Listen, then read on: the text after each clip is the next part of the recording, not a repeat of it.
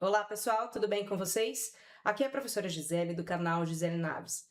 No vídeo de hoje, você vai assistir a resolução de uma questão do vestibular da Santa Marcelina para ingresso no segundo semestre de 2026. Nesse vídeo, você resolve comigo a questão número 6. Essa é mais uma questão elaborada pela banca da VUNESP. E se você vai prestar qualquer tipo de vestibular cuja banca é a VUNESP, resolver uma prova como essa é uma boa estratégia de estudos. Então, para a gente começar, vamos com o enunciado da questão número 6, nos disse: uma professora de química sugeriu aos seus alunos que dividissem em grupos e construíssem um dispositivo conhecido como bafômetro, baseado na reação entre o etanol e o dicromato de potássio, para avaliar o teor alcoólico no hálito de indivíduos. Um grupo elaborou o dispositivo mostrado na figura. E aí você tem a figura e também uma referência bibliográfica. Uma amostra contendo etanol foi colocada em Erlenmeyer no lugar da bebida alcoólica. Quando o indivíduo sopra pelo canudo, o vapor do etanol presente na amostra é levado para o tubo de ensaio com dicromato de potássio, de cor laranja, e ácido sulfúrico. Nesse tubo ocorre uma reação entre o etanol e o dicromato de potássio, formando o sulfato de cromo terceiro, e é a fórmula dele, que tem cor verde. A equação a seguir, cujo balanceamento está incompleto, representa a reação ocorrida no tubo. Só para a gente entender a figura, aqui vai ser aonde vai ter um assopro. Esse assopro vai cair aqui na amostra. Nessa amostra tem etanol. Então, nenhum aluno vai precisar consumir etanol para assoprar aqui. O Erlenmeyer está com etanol. O assopro vai ser um assopro puro, normal, de uma pessoa qualquer. Esse assopro vai movimentar a amostra de etanol e o vapor de etanol vai subir por aqui. O vapor de etanol vem para cá e aqui tem a solução de dicromato, solução ácida do dicromato de potássio, que no tubo de ensaio que vai chegar futuramente a amostra de etanol, depois da pessoa assoprar, obviamente. Aqui tem uma solução ácida de dicromato de potássio. Vem ler comigo aqui, ó. O dicromato de potássio tem cor laranja. Então é importante, vou destacar, vou puxar para cá. Esse dicromato de potássio tem cor, segundo o nosso texto, cor laranja. E a gente vai perceber que é isso, porque aqui na equação, olha, o dicromato de potássio está aqui com a cor laranja. Quando o etanol chega, olha o texto. Nesse tubo ocorre a reação entre o etanol e o dicromato de potássio na solução ácida. Então, por conta do ácido, por conta de cromato de potássio, quando o etanol chega, vai formar o sulfato de cromo terceiro, que é esse aqui. Aí sim fica verde. Então a cor verde só vai surgir depois da reação do dicromato de potássio da solução ácida com o etanol. E o etanol está aqui nesta equação, que segundo o nosso exercício ela veio incompleta, quer dizer, ela não veio balanceada. O texto diz, ó, balanceamento incompleto. Agora vamos continuar com o texto ainda. A Santa Marcelina está se marcando por isso, né? Textos longos e não adianta pular o texto importa. Agora a pergunta. A mudança de cor, laranja para a cor verde, indica a presença de etanol na amostra. Forma-se ainda um aldeído, resultado da oxidação do etanol, água e sulfato de potássio. Pergunta A. Determine o número de oxidação do cromo no cromato de potássio. Então, a pergunta A, bem tranquila, vamos determinar o número de oxidação do cromo. Para você que está chegando agora nesse canal, toda vez que eu vou montar a resposta, eu puxo um pouquinho da pergunta para deixar um pouco mais organizada a resolução da questão. Então, veja só, o composto que eu tenho que achar o NOx do cromo é esse aqui, ó, K2CR2O7. E na hora que a gente vai achar NOx, eu tenho um hábito de, quando o meu aluno está começando a aprender NOx, eu faço o que eu chamo com os meus alunos de cruzadinha. Inclusive, eu tenho um vídeo aqui no YouTube que eu explico passo a passo como que achar o NOx dos elementos. Mas aqui eu também vou te explicar bem passo a passo. Como é uma substância composta e a carga total dela é zero, vem aqui na esquina, ó, escrevo total, zero. E eu gosto de NOx individual de cada elemento, de circular. E a gente tem que decorar alguns NOx. Por exemplo, a gente tem que decorar que o oxigênio é -2 e que o potássio, por ser da família 1A, é +1. Então, eu quero que você observe aqui, eu marquei embaixo o NOx individual e agora em cima o NOx total dos elementos. Por exemplo, o oxigênio, cada oxigênio é menos 2, mas são 7 oxigênios. Multiplicando, isso vai dar menos 14, tá aqui. O potássio é mais 1 vezes 2 mais 2. E aí a lógica matemática é assim, ó, lá em cima, ó, mais 2, um certo número com menos 14 dá 0. Que número está faltando? Está faltando mais 12. Só que mais 12 não é o NOx de cada cromo, é o NOx de 2 cromos. Guarda assim, ó, sobe fazendo vezes, desce dividindo, mais 12 por 2, mais 6. Então, dando a resposta final, né, cálculo do NOx do cromo, o NOx do cromo, e esse mais era obrigatório colocar. Recentemente, o vestibular da FAMERP, banca VUNESP também, deu nota apenas para os candidatos que colocaram o mais em uma substância cujo NOx era mais alguma coisa. Então, por exemplo, nesse aqui, se o aluno coloca 6, pode ser que ele tenha perda de nota. Nessa prova, nesse critério de prova, nada foi avisado. Mas a minha dica para você é, NOx, coloca o sinal do mais, tem que pôr, não é opcional, é obrigatório. O NOx do cromo é mais 6. Fechamos o primeiro pedaço do item A. No segundo pedaço do item A, olha a pergunta. Considerando a equação devidamente balanceada, calcule em mol a quantidade de matéria de água produzida por mol de K2CR2O7. Para a gente fazer esse exercício, eu preciso então da equação totalmente balanceada. Para isso, eu vou balancear aqui mesmo. Vou tirar só essas informações que eu tinha escrito aqui agora e vou fazer o balanceamento dela com um vermelho um pouco mais forte. Costumeiramente, a gente começa balanceando por metais. E um metal que eu tenho aqui, ó, é o cromo, que está com 2 aqui nos reagentes. Tem que ter 2 no produto e tem também. Então, o cromo está balanceado. Depois eu vou para o potássio, que tem 2. E aqui o potássio também já tem 2.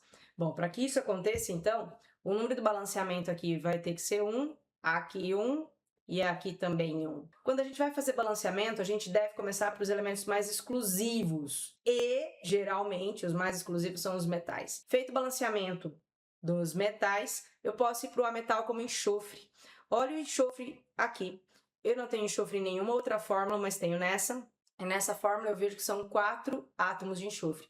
E quando eu venho olhar para cá, olha só, aqui nessa substância tem 3 e nessa aqui tem mais 1, fechando o balanceamento do enxofre.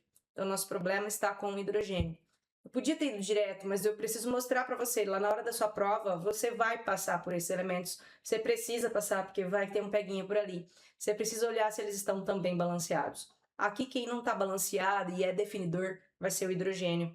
Então, olha, a primeira fórmula não tem hidrogênio, essa segunda fórmula tem 4 vezes 2, então só essa fórmula aqui, ó, tem um total de 8 hidrogênios. A segunda fórmula aqui, ó, tem 3 vezes 6, 18 hidrogênios. Então, se você fizer a conta comigo, o total de hidrogênios são 26 hidrogênios. E aí, aqui, a fórmula que tem hidrogênio é a água. Você não sabe quantas moléculas de água são, mas sabe que cada água tem 2 hidrogênios. Então, vou deixar aberto aqui. Essa outra aqui, que é o aldeído, que o texto fala pra gente, tem 3 vezes 4, já tem 12 hidrogênios. Então, vai fazer a conta comigo. Se nos reagentes eu tenho 26 e nos produtos eu tenho 12, tá faltando 14 hidrogênios. Como é que eu faço para ter 14 hidrogênios? Eu tenho que colocar o número 7 na frente da água. E na hora que eu faço isso, tudo vai ficar balanceado. A gente pode só conferir com o oxigênio, quer ver? Vou até anotar os números aqui, ó. A primeira fórmula tem 7 oxigênios. A segunda fórmula tem 4 vezes 4, 16 oxigênios. E a terceira fórmula tem 3 vezes 1, 3 oxigênios. A conta fica fácil, porque 7 mais 3, 10, mais 16 deu 26 oxigênios. A gente vai fazer a conta nos produtos também agora para conferir, olha. 7 vezes 4, 12 oxigênios. A segunda fórmula tem 7 oxigênios. A terceira fórmula tem 3 oxigênios. E a última fórmula aqui tem 4 oxigênios. Agora a conta ficou um pouco enrolada, mas olha, vou fazer 7 mais 3, 10, mais 12, 22, mais 4, 26 oxigênios também. Então, observa, tudo balanceado. A equação balanceada, então, ficou 1, 4, 3, 1, 7, 3, 1. Equação balanceada. Bom, agora vou à pergunta, né? Considerando a equação devidamente balanceada, agora ela está, calcule o número de mol, quantidade de matéria de água produzida por mol do dicromato de potássio. Então, o comando da pergunta, Eu tenho aqui, então, um exercício de estequiometria. Olha o que eu vejo. A cada 1 do dicromato de potássio, eu tenho 7 moléculas de água. Então, a nossa proporção já é a nossa pergunta. Em cada 1 mol do dicromato, eu tenho 7 mol de moléculas de água. Então, minha resposta é, são produzidos 7 mols de água. Então, são produzidos 7 mols de água por mol de dicromato de potássio. Observa que o que eu tenho que pôr na resposta é pouca coisa, mas o trabalho que deu para chegar nisso foi longo. Agora, vamos para o item B.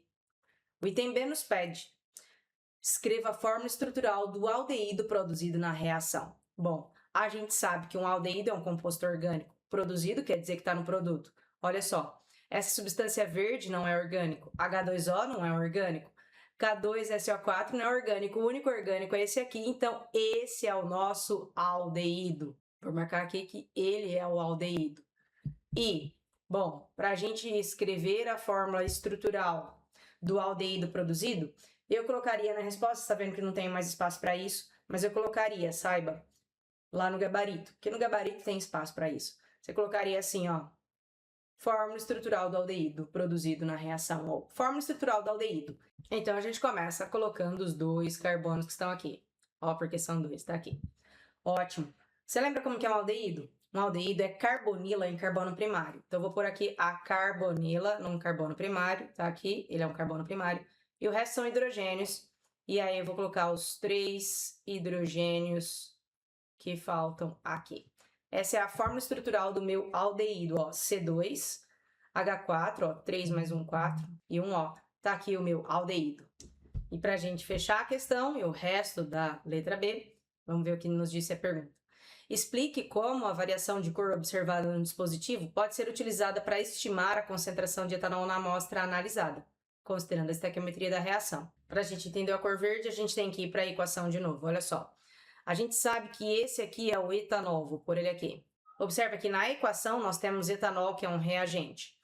Essa reação acontece e produz um composto verde. Então, a gente pode perceber que quando tiver etanol, vai ter reação e vai ficar verde. Então, a pergunta é como acontece a variação de cor no dispositivo para estimar a concentração de etanol na amostra. Então, o que a gente pode entender? Quanto mais reagente, mais produto. Isso é lógico na equação química, não é? Então, quanto mais etanol, maior vai ser a variação de cor ou mais intensa vai ser a cor verde, considerando a reação química fornecida pela banca. Então, mais do que elaborar a resposta, eu espero que você tenha entendido a ideia. O etanol, sendo um reagente, quanto mais reagente eu tiver na reação, mais produto eu vou ter. Então, agora eu vou montar a resposta para a gente.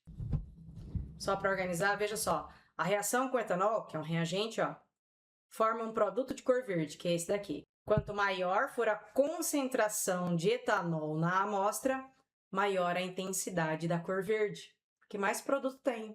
A gente fecha agora a resolução da questão número 6 do processo seletivo de medicina da Faculdade Santa Marcelina, mais uma questão da banca VUNESP. Se você ainda não está inscrito nesse canal, se inscreve no canal para receber notificação de quando sai as próximas questões desta banca, que é uma excelente banca para você treinar tudo de química, porque afinal de contas, com 10 questões, a banca pode cobrar tudo que tem importante na química para a VUNESP. Bom, e se você conhece alguém que vai prestar essa prova, encaminhe esse vídeo para o seu amigo, se ele precisa fazer revisão de provas.